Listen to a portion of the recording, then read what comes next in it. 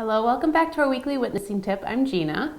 And I'm Mark, and it's great to have you back, And Gina. it's great to be back. Yeah, just in time for Mother's Day, right? This Sunday is Mother's Day. And that's what a lot of people are talking about, right? It's a pretty big holiday. It is. I read that the average amount spent for this holiday is $170.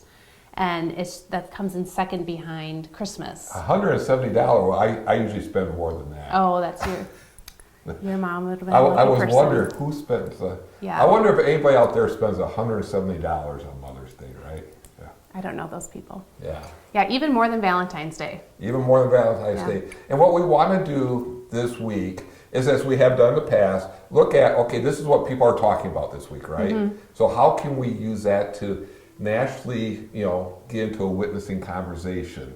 Yeah, that one has me a little curious. It's not the easiest. Yeah. It's not the easiest. I think what we can do this week, though, what I really want to emphasize is the importance of listening when it comes to witnessing, because it's hard maybe to believe until we stop and think about, but Mother's Day can be a hard day for many people.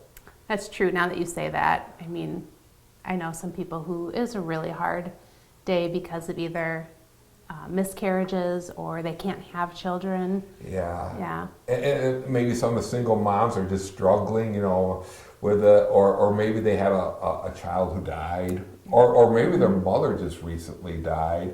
And I even know of some mothers, whenever Mother's Day come around, they feel guilty because they have this high expectation of a mother, and they realize, they don't meet them. So one of the biggest things we can do is listen.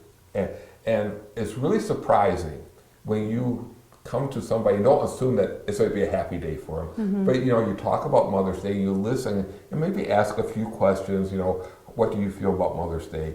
And if you show genuine concern for people, I think we both have experienced how they almost really open up and blossom. And sometimes they're just so thankful that they had given the opportunity. So what we want to do is, first of all, listen to people, okay? Listen and find out where they're at. And if they're had maybe a bad mother, or Mother's Day is just not a good day, I mean, we can be sympathetic to that, but also then tell them about Jesus and how he understands. Now, if they had a good mother, and Mother's Day is a really happy day and all that, we can still come back and say, isn't that all a result of God's blessing to us, right? And here's a passage, whether it's somebody who's struggling with Mother's Day or somebody who's, it's a good day. Here's one passage I would like to leave with you. It's in the book of Isaiah, and God is talking, and he says, "Can a mother forget the baby at her breast? She may forget, but I will never forget you. I have engraved you on the palms of my hands. Your walls are ever before me."